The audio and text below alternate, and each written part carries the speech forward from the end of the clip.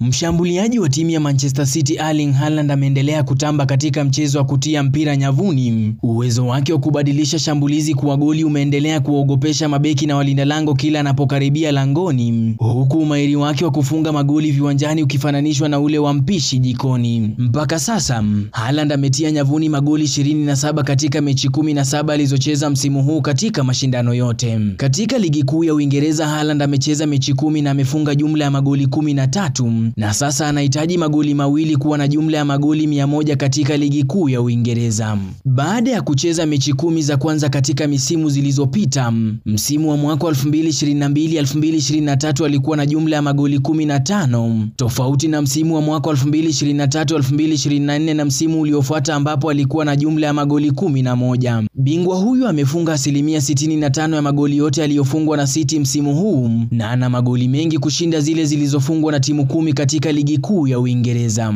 Mafanikio haya yameendelea kuonekana mpaka kwenye mashindano ya kombe la klabu bingwa bara Ulaya, ambapo mshambuliaji huyu amefunga katika mechi 5 mtawalia akichezea vilabu 3 tofauti. Ulimwengu wa soka uko tayari kushuhudia kama mshambuliaji huyu atavunja rekodi ya kuwa na magoli mengi katika msimu mmoja. Jina langu ni Elias Tanue.